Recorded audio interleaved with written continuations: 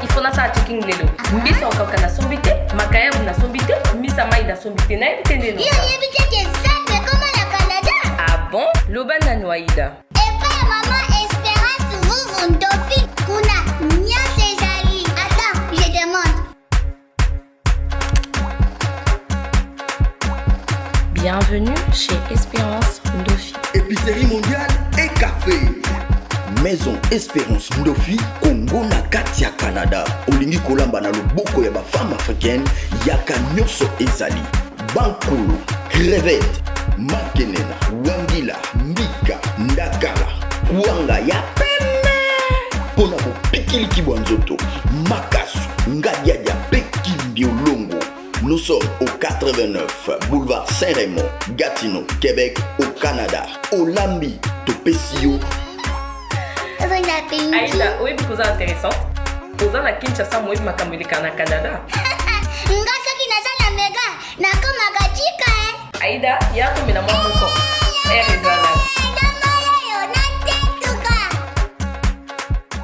Bonsoir, c'est Brown Cosmétique. Naikola Sabino va produire na biso auto sailaka, ongam kopia na sailaka. Oyo eza oil elongi, oyo eza oil ya nzoto, oyo eza bapatch oyo kokola yango ekotia couleur uniforme partout. Tozana ba crème oyo etretaka batache ya maboko, ba acné, ba bouton, sozana ngo traiter lèvres na yo ekoma rose, tozana ba savon, tozana ba lotion. Donc vous contactez puis sur WhatsApp. Merci.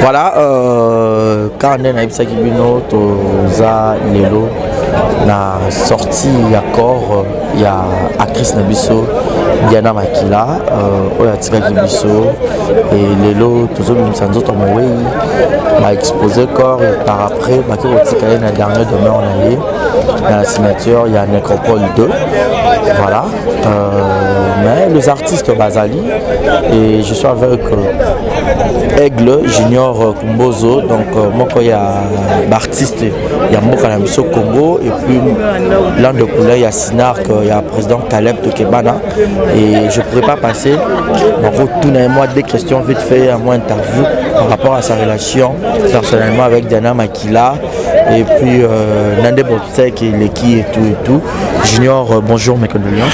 Bonjour, merci beaucoup Masterman, merci beaucoup. Junior n'a habité personnellement Yo na Diana Makila. et tant que les artistes vous avez une relation? En tout cas, Diana vraiment Moutounanga. Depuis tant on a côté Sinak, c'est quand on a côté ça va succès. C'est là que Toïbana Diana et on était très très proches avec elle. Naïbana est vraiment quand la temps on a une banane dans un master, au côté de mon Sinak. Les places Naïba Diana na. Té. Nala Koutana na kermesse mon bandal. Les places Toïbana naïe, Tokumpe très proche. Vraiment c'est Moutounanga. Personnellement, vous jouez à Penaï. Na joie na été. Mais on était des très bons amis. Quelles sont peut-être ces qualités où yo banda ko apprécier peut-être de loin malgré tout banda ko jouer te mazaki artiste aux peut-être otala bande ko ne botala na ke film ou otali pe bi pesi peut-être le meilleur et tout aux peut-être ya otala quelque film. Non, Diane c'est Diane Azam doit représenter. Diane c'est vraiment une figure de il y a cinéma congolais s'il faut se le dire. Tant Diane a ça succès biso notre ça succès. Diane tant ba pas faire et consort nous on le sait. Donc Diane Azam figure à représenter c'est une excellente actrice. Donc c'est une excellente actrice. Succès à un certain moment. Dès qu'un succès est éternel. Donc Biso peut être au bango et Diana a accepté Tobi Maranaï, Tokinaba Kermès, Tambolaka, tout ça, tu vois. Déjà à l'époque, donc ce n'est pas une figure à présenter dans le cinéma Nabiso. Ouais. Personnellement, sa mort était ionique. Comment? Liwa et Diana était ionique, personnellement. Non, mais Ngala Lubango Barezi, je profite pour le dire devant ta caméra. La mort n'est pas une mauvaise chose. Tu vois? La mort est l'eau à ma bête. Donc Liwa ezali d'abord ezali logo mutunyo se face attendre na mo.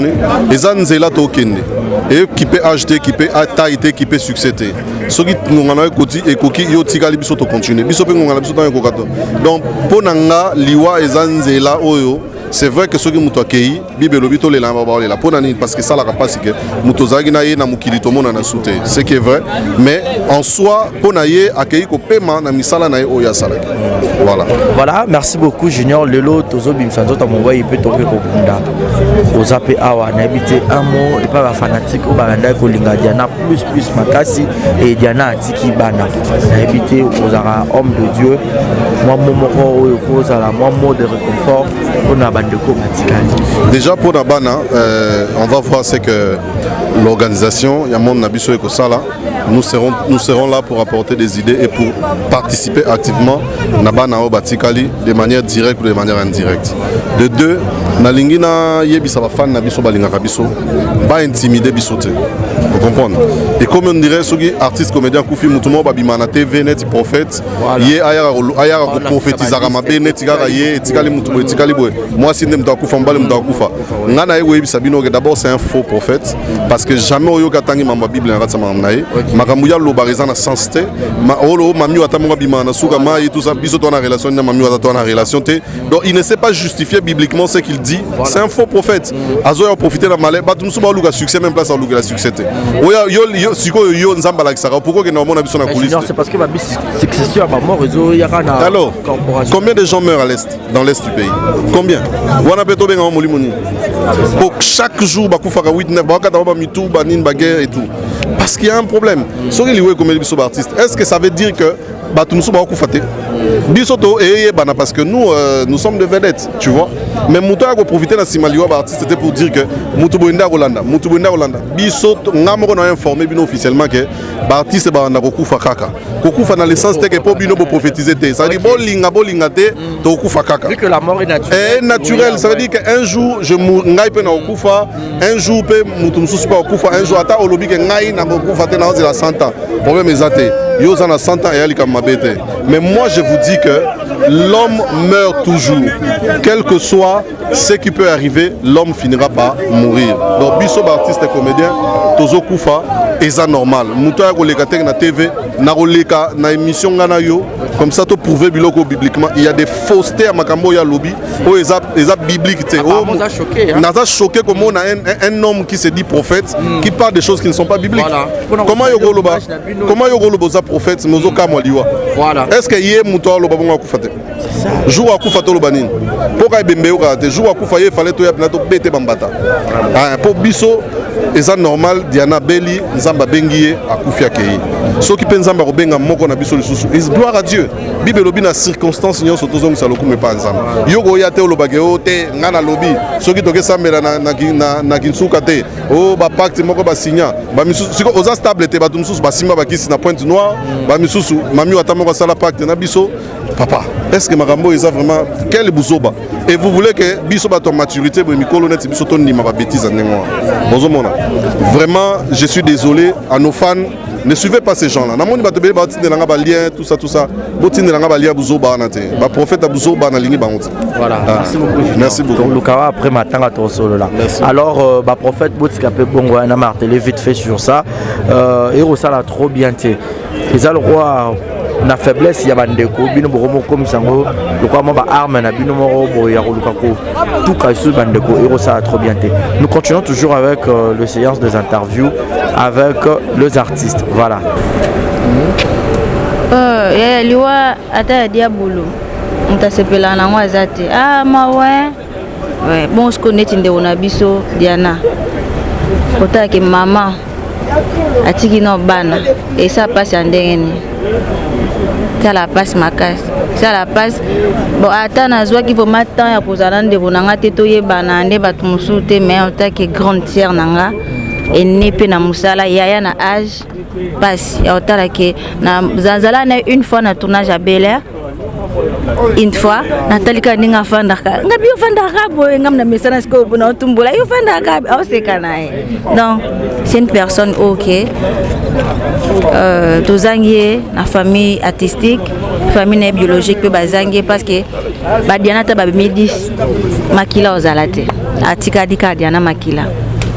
Voilà, et alors, déjà pour nous observer tout le monde jusque-là, ma maison les cas bien, ma moto est aussi correct. Déjà, pourquoi le banni par rapport à l'initiative, on a parce que assez souvent tout le monde a des ordres, côté chaque Congo, côté mais tout le monde papa Masumo. Cette fois-ci, ça vraiment Moussala qui pour le banni. Au monde parfois, matin a pu représenter des motos à la qui est. Bon, Diana Zaki no mutumoko ya kimia. So bo fandi to azaki mutumoko ya kimia place na fana on nga ba désordre te. Mais azaki muto na mama be na ye, mais na kekbo moto boy azaka douce, afali na ye calme. Isa pe de panape so na ndenge batu oyo ba zui organisation na mabo. Omoni organisation maki depuis le bandeli pa batu moko baza calme, batu moko ba olinga ki organisation ele ka bien. Yango mami ngoti na suka na kimia ibandaki kimia suki kimia ibandaki esala kezala kite. Voilà, un dernier mot et plutôt Tikayo. Ndeko na biso akinika kopema na kimia liwo eza invitation ya mutu nyonso to ata lelo keite ata 10 à 20 après oko représenter ka okekenika ko répondre à l'invitation à liwa donc biso ne bato tika to mi batela to yeba nini oyo ata lelo to keite to tika nini na sima ba témoignage ni bato bo pesa pona biso yango ka to mi batela to préparer lobi na biso. Impression à Moutounyoso, na heure il y a matanga ils ont impression comme Maoua. Nous avons perdu ce qu'on appelle être moko très cher pour nous, être moko combattante makasi, oyo alongwe na kati ya famille artistique. Ba souvenir ni nous en ya Diane na batanyo so salle na milieu artistique. Ba souvenir ni ya bien o rappela Diane na minute le quoi ça. Yamakasi, j'en ai tellement beaucoup puisque Nazaro Timing sur scène et puis on était souvent naïe. Ba souvenir à Makasi c'est bien na bandi kotanga ngwa. Goumela. Est-il vrai par rapport à rumeur que non mort na yeza maboka ya milieu artistique? Non. Faut éviter, il y a n'importe quoi. On sait très bien que tout le monde le sait, Diana Azaki hospitalisée à Saint-Joseph. C'était quoi? C'était l'AVC. Et par après, à cause de cet AVC-là, il y a un miétina liwa. Mais à quoi bon de commencer à citer des noms des gens? Bâton autant bakomo na bango c'est pas des frères musu bazotanga bakombo balu bien au clair que non liwa na yeza maboka bato et puis ça na pasteur moka apesi professionnel lobi qui après yeza na bato musu bazola ça n'engage que le pasteur lui-même. Moi je sais très bien que je prie, j'ai ma foi en Dieu et que et là que y a gauche droite na koyi kampiko et là que pasteur on a dit ça n'engage que lui. Ça n'engage que lui-même le pasteur. Bon, je ne sais pas, mais moi je sais très bien que Dieu est là, Nzambe liboso. Ça te dit comment na année moko beaucoup feli et belé. Je ne sais pas ce qu'il y a quelque chose de louche à cacher dans le milieu artistique bien ani. Quelque chose de caché dans le milieu artistique. Le milieu artistique est bon barba woite. Puis milieu artistique est bon barba ndokite. Non, et ça liwa. Tourner ici au Balouki dans la morgue. Si on continue à la morgue, on a combien de personnes bazana? Batangi bango te pour nani po baza batu ba yebanité. Nous sommes des artistes, dit comme nabi ça ka ouf. Ouf. Comprendre hein? Dit comme artiste tout le monde est au capteur mbala moko. Réaction ça mime. Il y a des morts et de morts na mort kawa. Sur Talia on a 50 kuna baolela. C'est quoi le matin kuna ba mutu so que le ba point nini tatou akufi beaucoup fa mingi. C'est la mort. Ezaliwa, hein, ezaliwa. Mutabi phénomène il kamwa les arrêter quand Nzambe.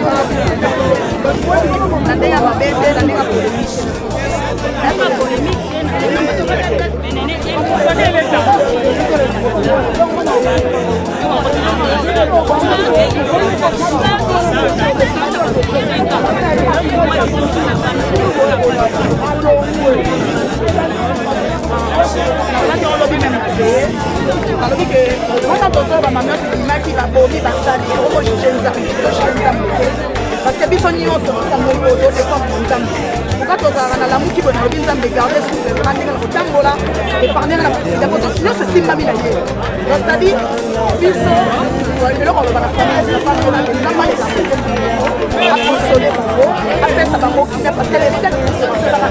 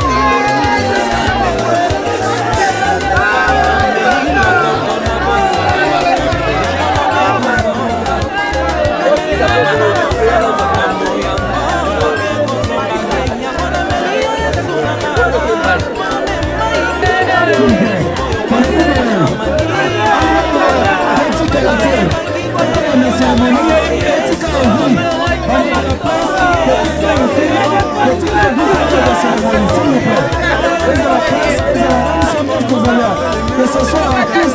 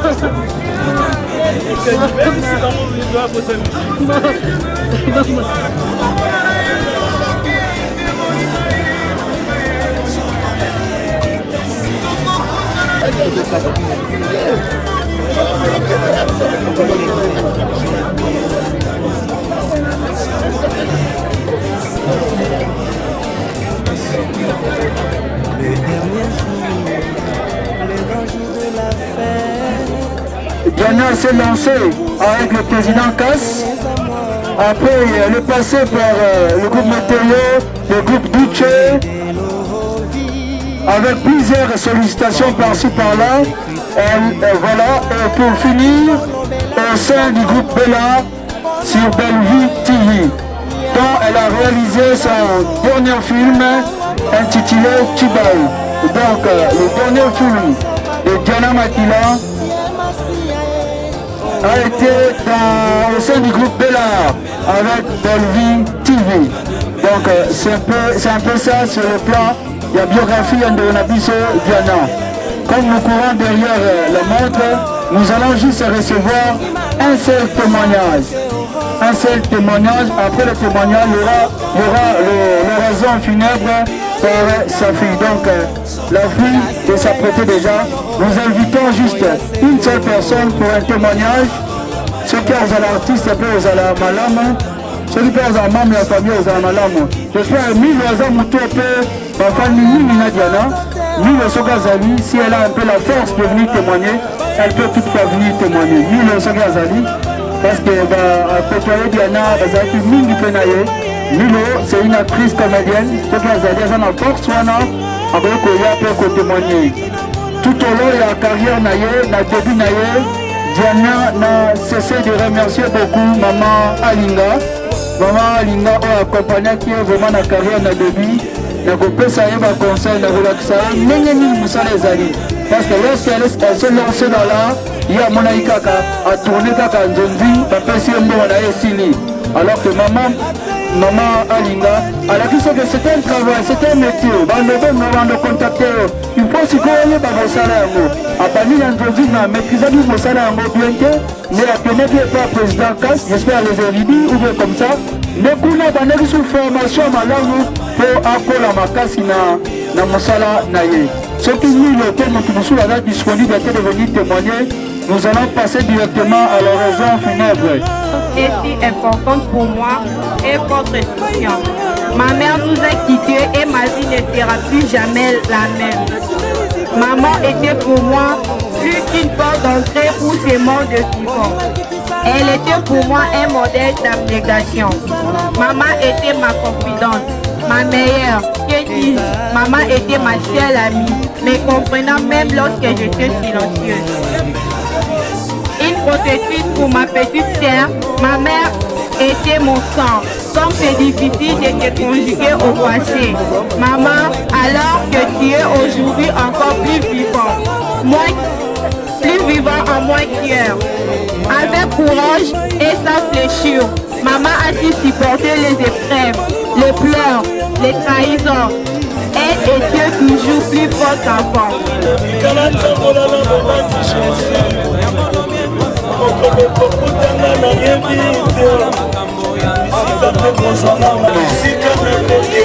Voilà les artistes et comédiens de la RDC. Songater, Luca, voilà là, c'est ça les artistes.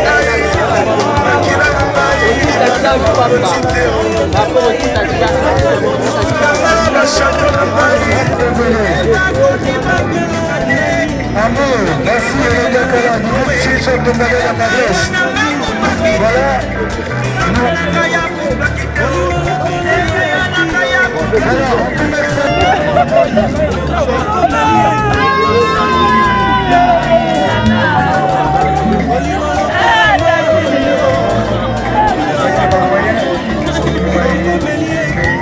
Merci à peu la famille, nous allons inviter Bellevue TV, le DPG, Tenez, les jeux et francophonie.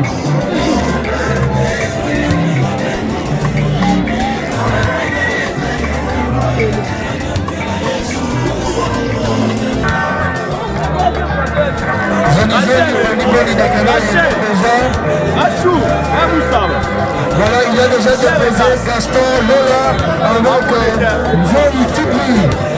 Nous appelons merci Caroline.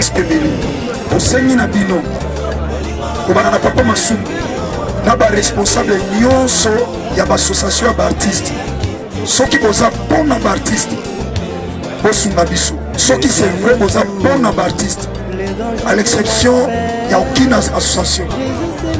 Si vous êtes pour nous tozokufa tozokontinue kokufa tozosangana plus na bamatanga mais tozosangana mpona baprojet te. Donc bomeka kotala avec beaucoup de respect papa masumu ainsi que baorganisation nyonso na bondeli bino lokola leki mwana mpe un simple artiste soki tokutana mpona bamatanga boye eza mpasi mpona art congolais. Donc eza mpasi mpona baartiste congolais, surtout nous les artistes comédiens.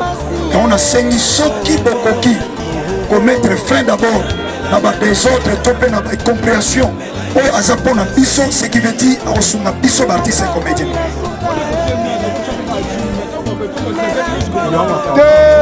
totaka awa limite yango oyo service de cardinal de la faire sécurité pour la service. Merci beaucoup. Là, nous demandons à l'assistance de se lever. Nous passons directement au cimetière. Personne escale la peur.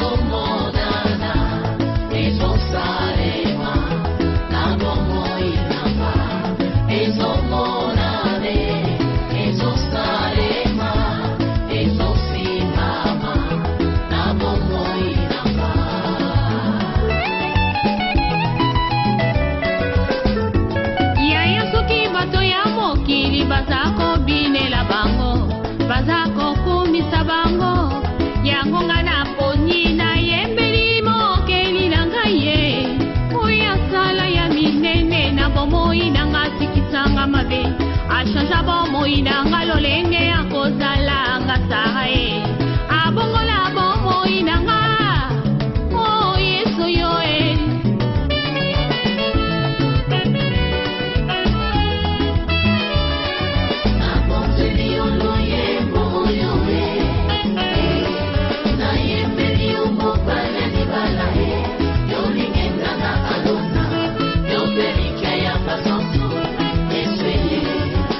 masumu na ngai komi lokola ngola e zambe na bombo ye yondo limisaka nga pe yo petolaka ngai tina nini natika nzela na yo nakolanda se yo kinosuka ya bomoi na nga sunga bomoi na nga yawe tambusanga na nzela ya nsemo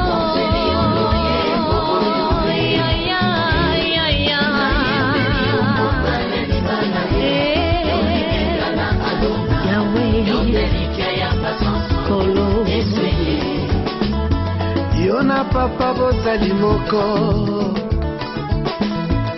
salete yona ngai tokoma moko nazala mokanda yokoma makomi na luyembo nanga bato basuwa bomo nda biloko yo nde mungwa yopesanga saveur yosiyanga rivière papa inondinga aikoni yo moto papa pelisanga ozamba ineve na pusa papa sulajenga mwana mpate aleluya nzambe na pomo kembo nanga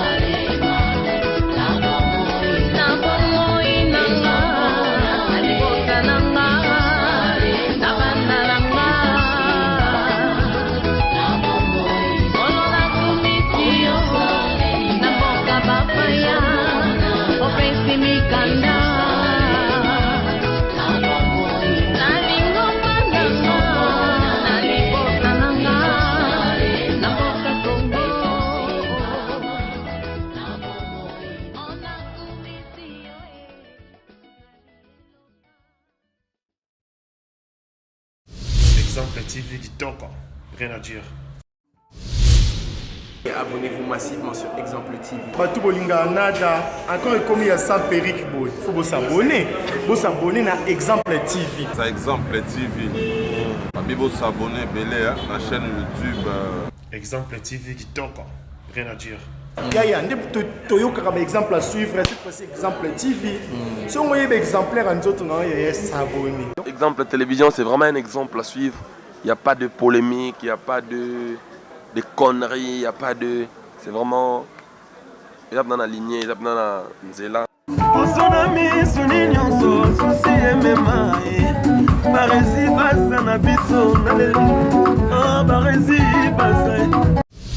Exemple TV Kitoko, rien à dire.